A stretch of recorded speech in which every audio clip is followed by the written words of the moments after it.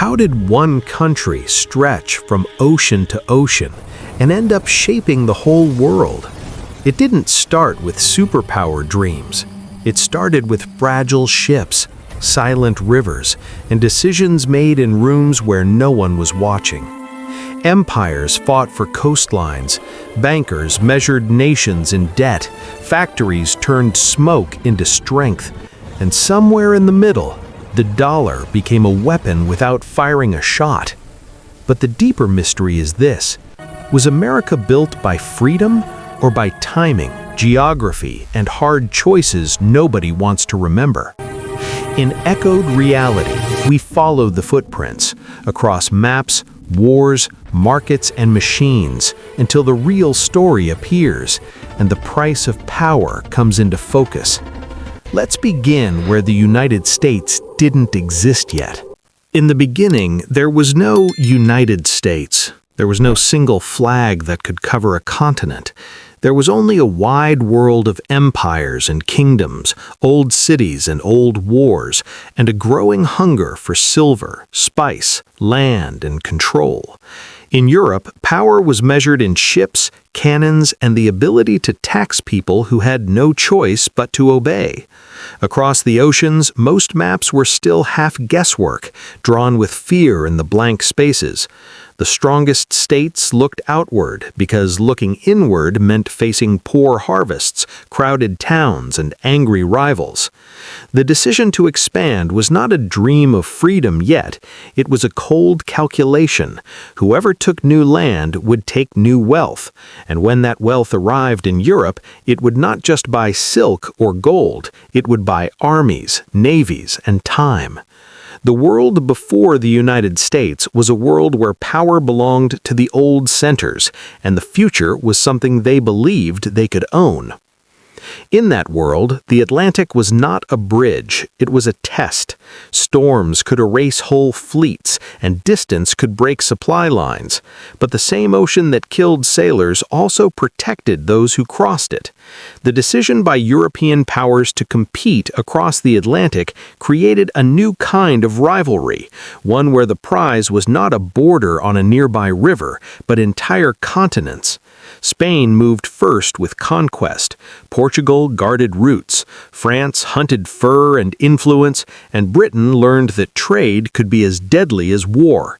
The consequence was a long contest that turned coastlines into chessboards. Forts rose, ports grew, and rival flags appeared like warning signs. The power shift began quietly. Whoever could build the strongest ocean system, ships, insurance, credit, and ports, would not just rule seas, they would shape the next century. Then came the story many people learned as a simple moment: discovery. But the word hides the truth. The Americas were not empty. They were lived in, farmed, traded across, fought over, prayed over, and remembered. Long before 1492, indigenous societies built towns, roads, alliances, and rivalries that Europeans could not see because they did not know how to look. When Christopher Columbus sailed in 1492 under the Spanish crown, he did not discover a blank world, he collided with one. The decision to claim land by planting a flag was a European habit, not a natural law. The consequence was a chain reaction: conquest, disease, forced labor, and the tearing apart of worlds that had been stable for generations. The power shift was brutal and unequal because Europe brought not only weapons, but germs that spread faster than any army. As the myth grew, it became useful. Discovery sounded clean. It sounded heroic. It allowed empires to tell their people a simple story: we found something, so we deserve it. But the reality was harsher and more tangled. Spain's empire surged in the 1500s, pulling silver out of the Americas and pouring it into European wars. France and Britain watched, learned, and waited for their opening. The decision was not just to explore, it was to build permanent positions. The consequence was the slow building of colonial competition, where religion mixed with greed and where commerce mixed with violence. The power shift moved in stages, like a tide. Spain rose early, then struggled under the cost of endless conflict. Britain, patient and financial, began to master something that would matter later, turning trade into national power. By the early 1600s, Britain's colonies along the Atlantic coast of North America were not yet a country. They were experiments, risky business ventures, religious refuges, and strategic outposts. Jamestown began in 1607, and Plymouth followed in 1620, each with its own reasons and its own fears. The decision to settle was a gamble against starvation, weather, and war. The consequence was that the colonies learned hard lessons fast. They needed local food, local allies, and local systems of labor. As plantations grew in the South, slavery expanded into a massive engine of profit and human suffering. In the North, ports, shipbuilding, and trade networks started to form. The power shift was subtle but real. These colonies were not just taking from the land, they were learning how to produce, how to trade, and how to organize communities far from the king's direct control. As the 13 colonies developed through the 1600s and 1700s, British control often felt distant, like a hand on a long rope. London wanted revenue and obedience. The colonies wanted room to breathe and grow. The decision by Britain to manage the colonies more tightly after costly wars, especially the 7 Years' War, which ended in 1663, became a turning point. Britain had won territory but also debt. The consequence was taxes and rules, the Stamp Act in 1665, the Townshend Acts in 1667, and rising anger that the colonies were being treated as a wallet, not a partner. The power shift began inside people's minds. If the king could tax without representation, then what else could he do? And if the colonies could resist and survive, what did that say about who really held power across the ocean? The tension grew like a storm line on the horizon. In Boston, protests turned into clashes. On March 5, 1770, the Boston Massacre became a symbol, amplified by propaganda and fear. On December 16, 1773, the Boston Tea Party was not just about tea, it was about control. Who could decide the rules of life? Britain's decision to punish Massachusetts with the Coercive Acts in 1774 pushed other colonies to ask a dangerous question. If one colony could be crushed, could all of them be next? The consequence was unity forming where there had been division. The First Continental Congress met in 1774, and the idea of independence moved from whispers to strategy. The power shift was not yet on battlefields. It was in the sudden realization that the colonies might become something Britain never intended to create, a new power. The first shots of the American Revolution came at Lexington and Concord on April 19, 1775. It began as rebellion, but it quickly became war. The decision to fight the British Empire was not romantic in the moment, it was terrifying. Britain was the strongest naval power in the world. The consequence was years of violence, sacrifice, and uncertainty. George Washington's army struggled, froze, and bled. Yet each time the rebellion survived, it sent a message that echoed beyond America. An empire could be challenged. The power shift grew with every British failure to end the conflict quickly, because time was the one weapon the colonies could use best.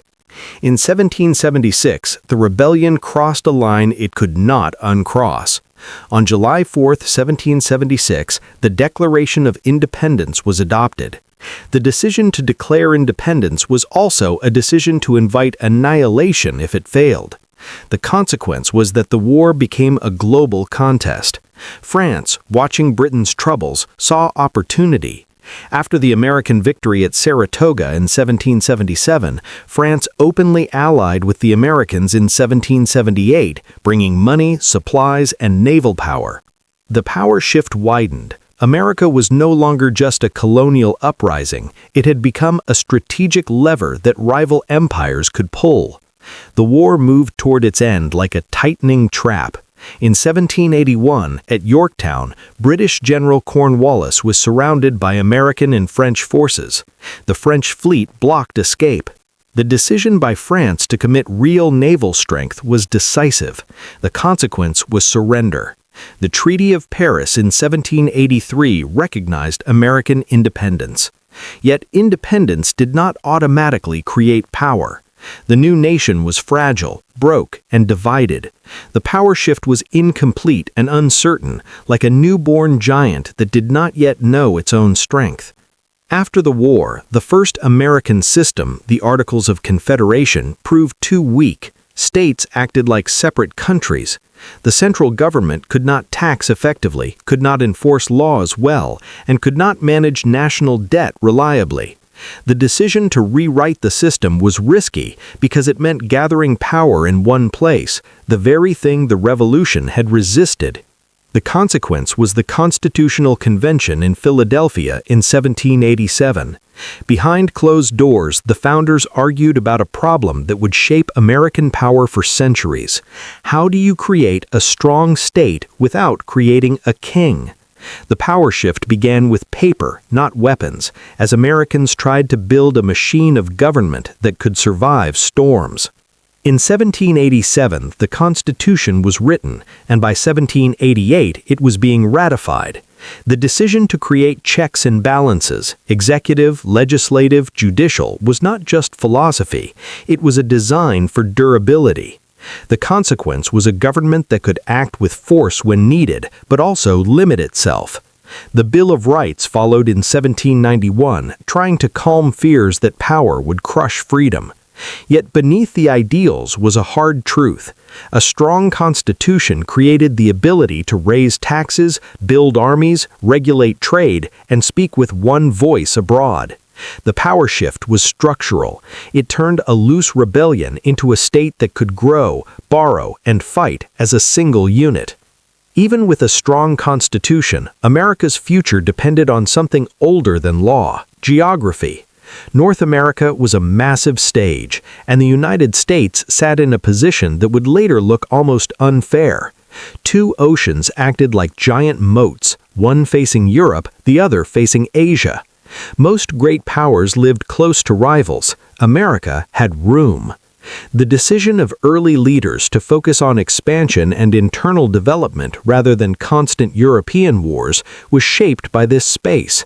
The consequence was time to grow population, roads, farms, and industry, while European states bled each other. The power shift was not immediate, but it was planted in the soil. A country protected by water and blessed with land could build strength quietly, like a furnace heating before it roars. The land itself carried hidden advantages. The eastern side had ports and rivers. The interior held fertile plains. The continent offered forests for ships, coal for factories, iron for steel, and later oil for engines. The river systems, especially the Mississippi, were not just water, they were highways. Before railroads, moving goods over land was slow and expensive. Rivers cut that cost like a knife. The decision to secure these waterways would become a national obsession. The consequence was that American farmers and merchants could send products to market more cheaply than many rivals. The power shift came through logistics. Nations that move goods faster and cheaper tend to grow richer, and rich nations tend to build stronger armies. In the early 1800s, America faced a choice: remain a coastal republic or become a continental power. Then history offered a door that almost looked too open. France, led by Napoleon, was rethinking its empire. Haiti's revolution and war had shattered French hopes in the Caribbean. Napoleon needed money for wars in Europe. In 1803, the United States made the Louisiana Purchase. The decision was bold because it was not small diplomacy, it was continental theft by contract. The consequence was enormous. For about $15 million, the United States acquired roughly 828,000 square miles, doubling the size of the country almost overnight. The power shift was immediate on the map. One signature moved the border from the Mississippi to the Rocky Mountains, turning the United States from an Atlantic nation into a future giant. That purchase was more than land. It was control of the Mississippi and New Orleans, the gate where river trade met the sea. The decision to buy Louisiana was also a decision to think like an empire, even if Americans refused that word. The consequence was that the United States gained strategic depth, space to absorb migration, build farms, and expand markets. Yet it also widened the nation's darkest conflict, slavery. New territories raised the question that would not go away. Would slavery expand with the nation, or would it be contained?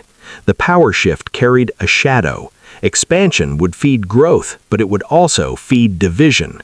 As the 1800s moved forward, the idea of manifest destiny took hold, especially in the 1840s.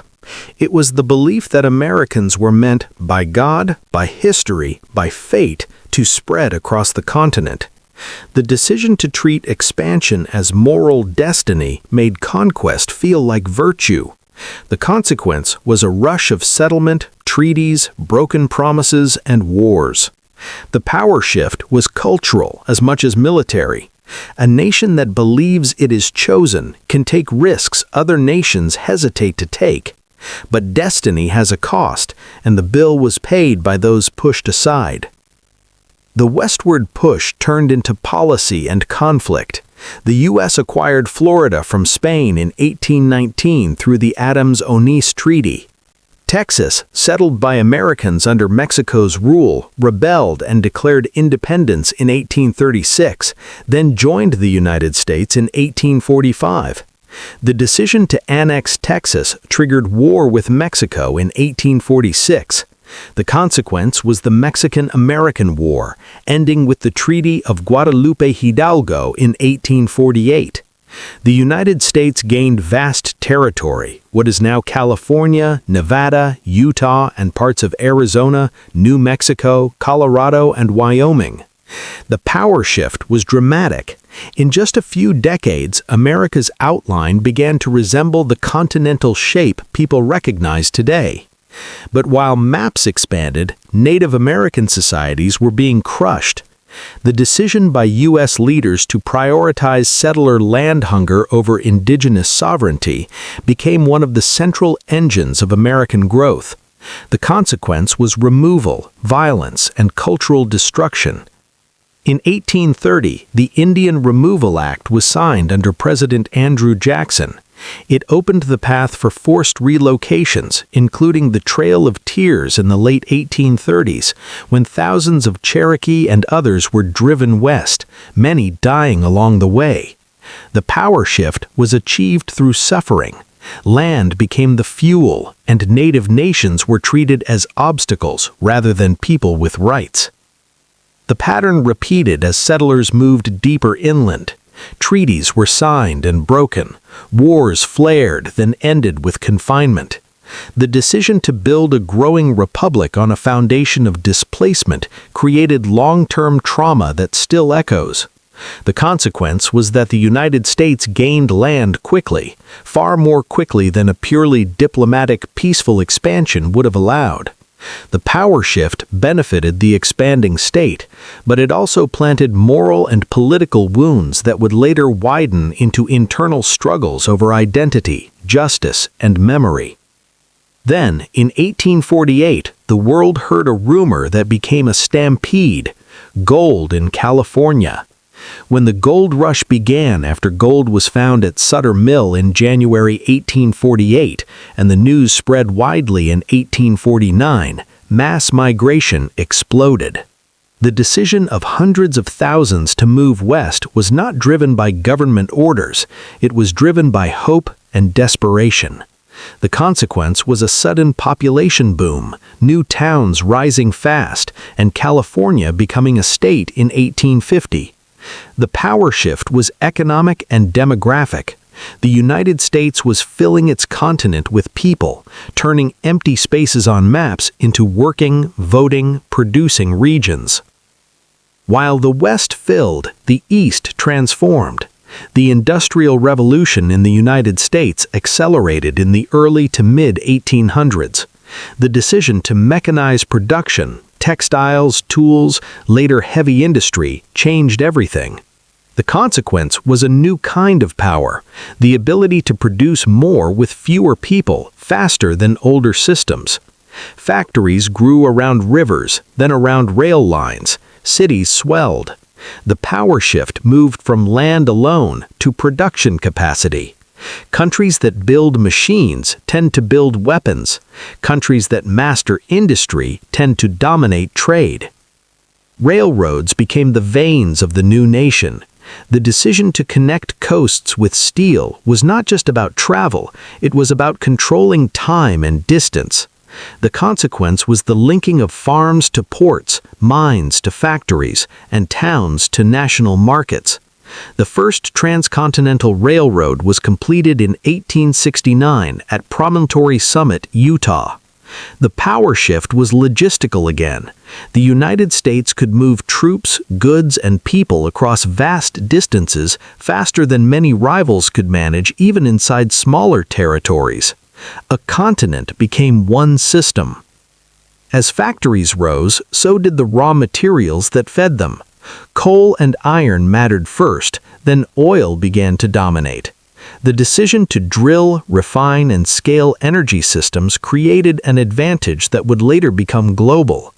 The consequence was that American industry could power itself with domestic fuel, reducing dependence on foreign sources in the early growth phase.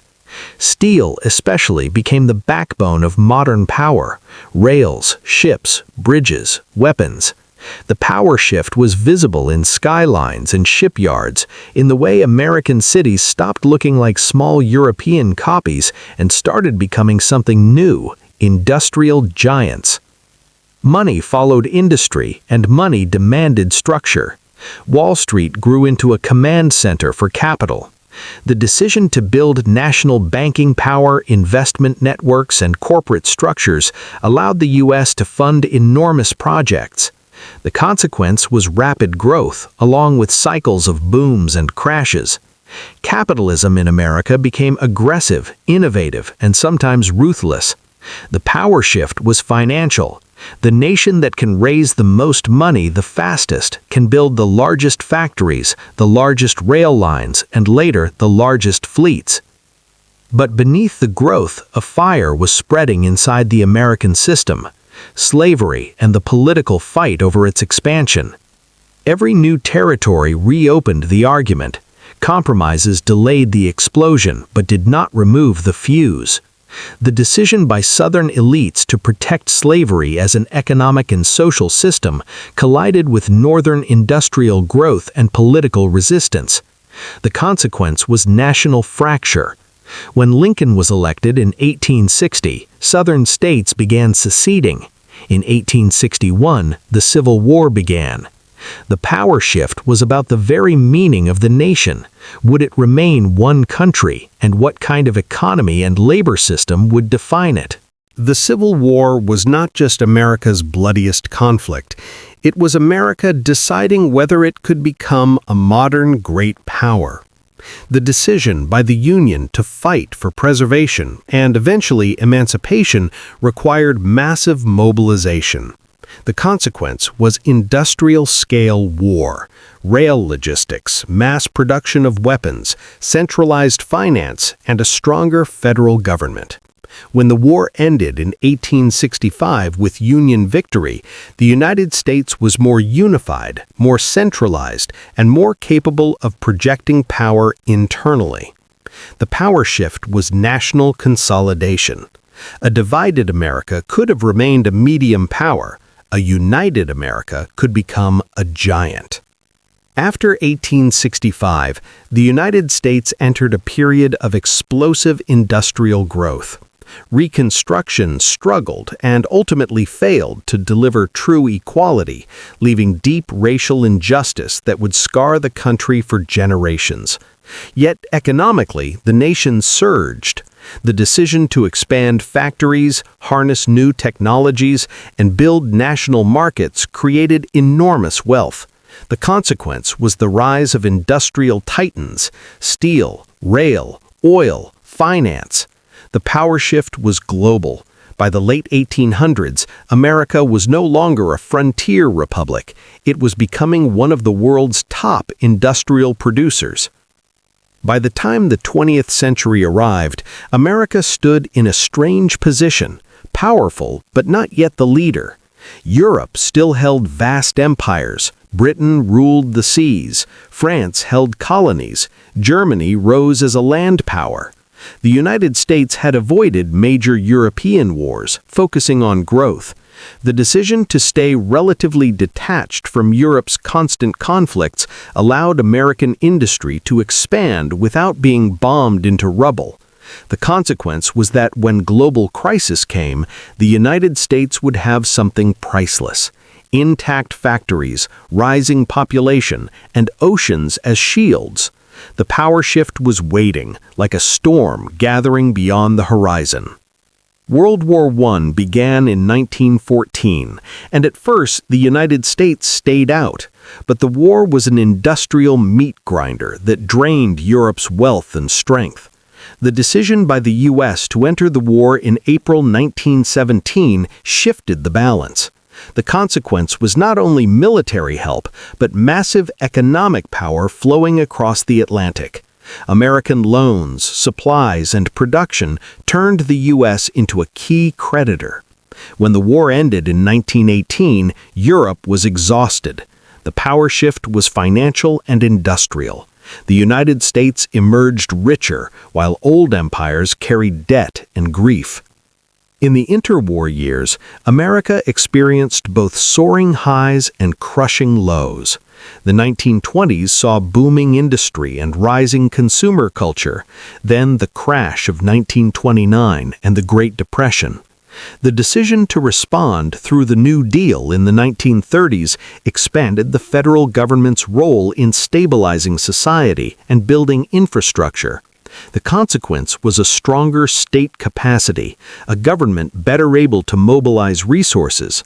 The power shift was internal. Crisis forced the U.S. to build tools of national management that would later be used for war and global leadership. Then World War II arrived, and it became the turning point that reshaped the planet. The war began in 1939 in Europe, and the United States again hesitated. But on December 7, 1941, Japan attacked Pearl Harbor. The decision for total mobilization came fast. The consequence was the largest industrial production surge in history.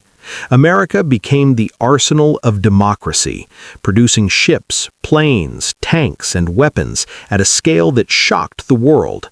While Europe and parts of Asia were devastated, the American homeland remained untouched by bombing. The power shift was almost unfair. America ended the war with its industry stronger than before, while rivals lay in ruins. By 1945, with Germany defeated in May and Japan surrendering in August after the atomic bombings of Hiroshima on August 6th and Nagasaki on August 9th, a new world stood in silence. The old European powers were weakened. Britain was broke. France was damaged. Germany and Japan were shattered. The Soviet Union had won massive ground power, but at a terrible human cost. The decision the U.S. now faced was bigger than any battlefield question. Would it retreat again, or would it build a world system? The consequence was a power vacuum that America moved to fill. The power shift became global leadership, not by accident, but by design. In 1944, even before the war ended, the Bretton Woods Conference set the blueprint for the post-war financial order. The decision was to build institutions and rules that would prevent the chaos of the 1930s and lock in stability on terms the United States could dominate. The consequence was a system where the U.S. dollar became central, linked to gold at $35 per ounce, and other currencies were tied to the dollar. The monetary power was shifted. If global trade runs through your currency, your power extends into every port, every contract, every bank. In the same Bretton Woods framework, the International Monetary Fund and the World Bank were created in 1944, designed to stabilize currencies and fund reconstruction and development. The decision to anchor these institutions in a U.S.-led system gave America long-term influence over countries in crisis. The consequence was that financial help often came with conditions, policy changes, reforms, austerity that shaped the politics of borrowing nations. The power shift was quiet and bureaucratic, but deep. Armies win wars, but institutions can shape decades. As Europe rebuilt through efforts like the Marshall Plan beginning in 1948, the United States did not just ship money and goods, it bought influence and stability. The decision to rebuild allies rather than punish them created loyal partners and markets for American products. The consequence was a U.S.-centered economic sphere that grew rich together. The power shift was strategic. A stable Europe under U.S. influence was a barrier against Soviet expansion and a customer base for American industry. But the alliance system needed teeth. In 1949, NATO was formed. The decision to create a permanent military alliance in peacetime was historic for the U.S., which had long avoided such commitments. The consequence was a global architecture of bases, commitments, and shared defense planning. The power shift was military. America now had forward presence across oceans, turning geography into a weapon. Where oceans once kept enemies away, bases now brought American power close to potential rivals. Then the Cold War defined the next era. The United States and the Soviet Union became opposing poles, selling different visions of life. Capitalist democracy versus communist one-party rule. The decision to contain Soviet power shaped U.S. strategy across the world. The consequence was proxy wars, coups, aid programs, propaganda battles, and an arms race that pushed technology forward at terrifying speed. The power shift became psychological as well as military. Global politics turned into a struggle over belief, over which system looked like the future.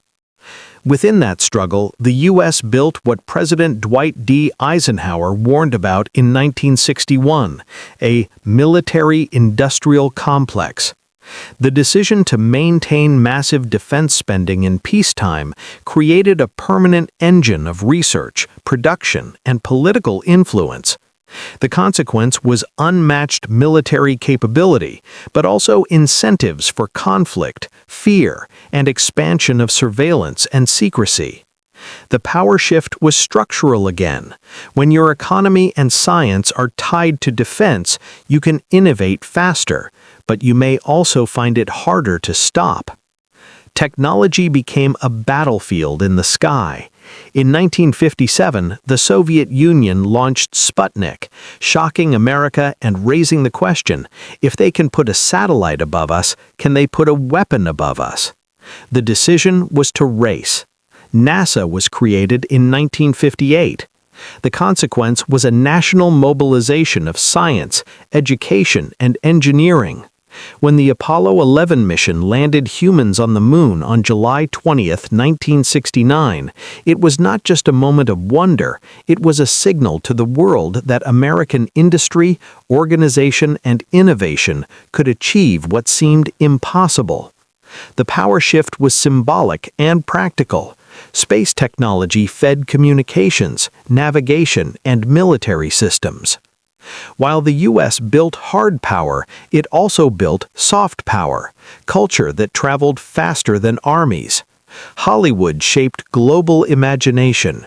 American music, fashion, and later television spread a sense of American life, sometimes glamorous, sometimes rebellious, often irresistible. The decision of U.S. media industries to export entertainment created a cultural empire that did not look like conquest. The consequence was that millions across the world learned American slang, American dreams, and American stories. The power shift was emotional. If people desire your culture, they may accept your leadership more easily, even when they distrust your politics. The dollar's power deepened, but it also changed form. In 1971, President Richard Nixon ended the direct convertibility of the dollar into gold, a turning point often called the Nixon shock. The decision to break the gold link did not collapse the dollar's role. Instead, it forced a new logic.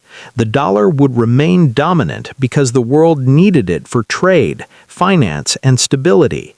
The consequence was a financial world where U.S. debt became a kind of global asset. The power shift was strange. America could spend beyond its immediate means because demand for dollars and U.S. financial instruments stayed high. Energy became the next anchor.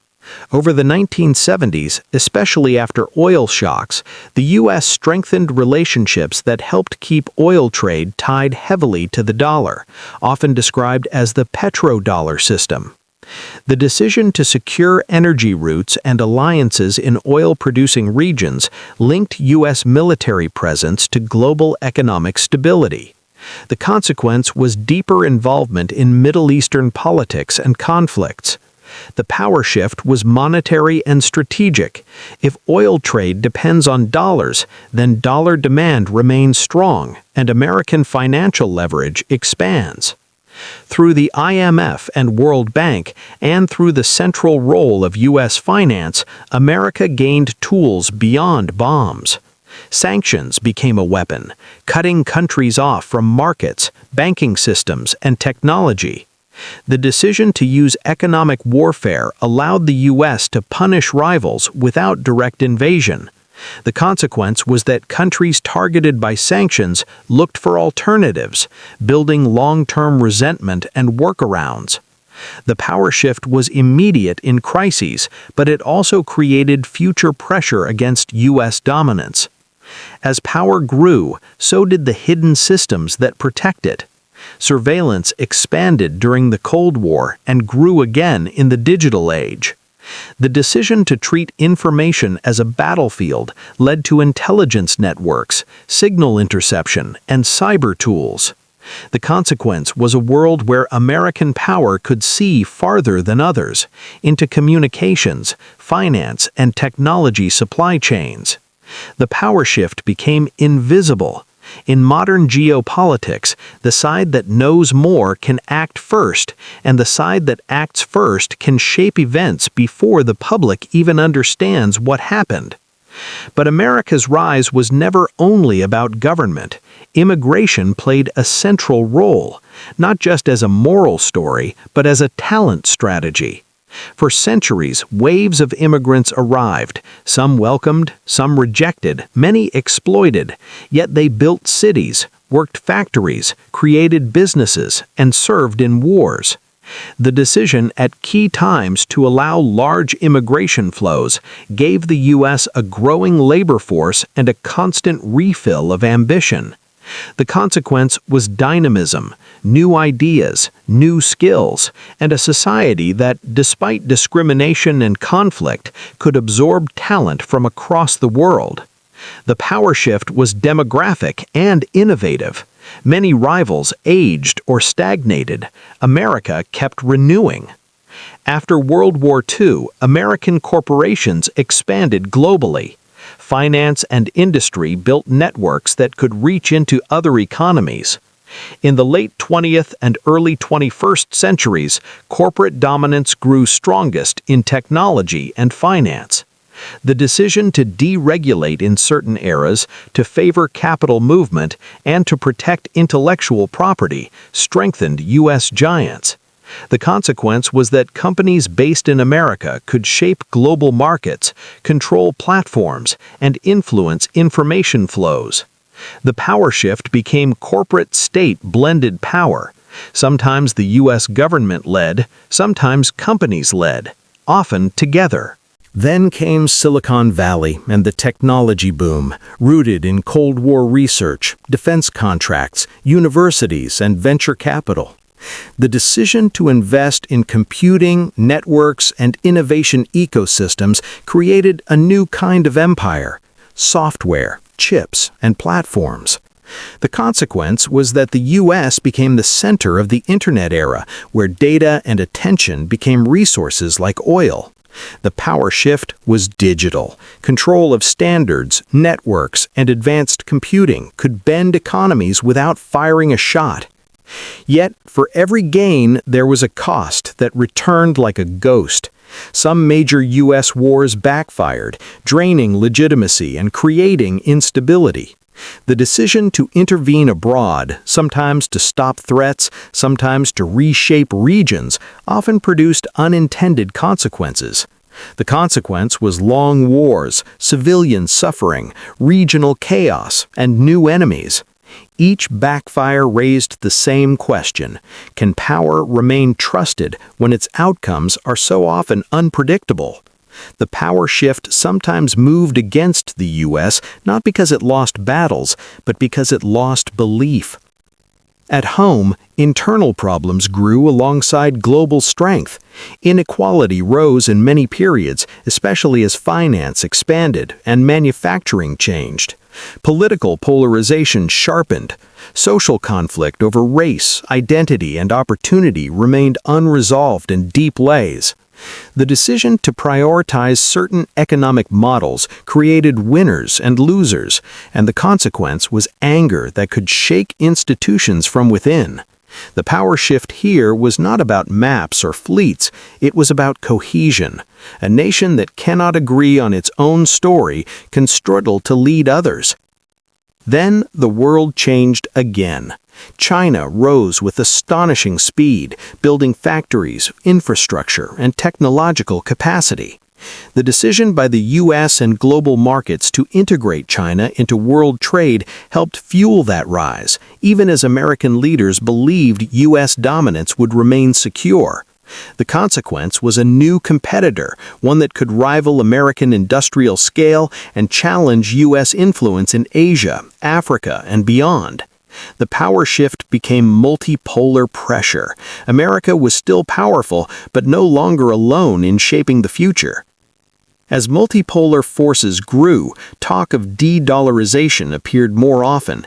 Efforts by countries to trade in other currencies, to build alternative payment systems, and to reduce vulnerability to U.S. sanctions. The decision by many states to seek options is partly driven by fear. If dollars and dollar-based systems can be weaponized, then dependence becomes risk. The consequence is slow, uneven movement toward alternatives.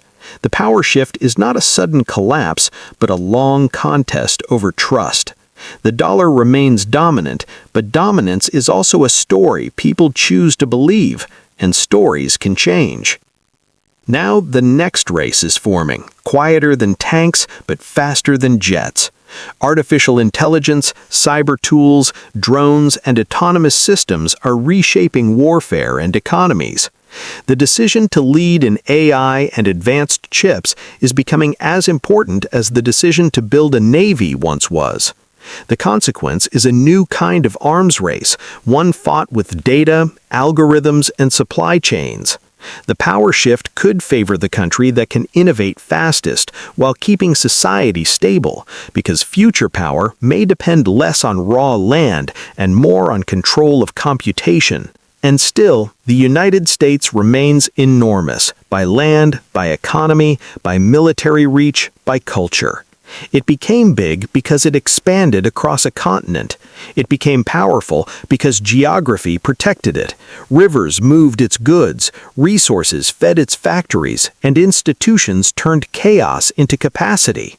It became dominant because World War II broke the old world and left America standing tallest in the ruins, ready with dollars, bases, and systems.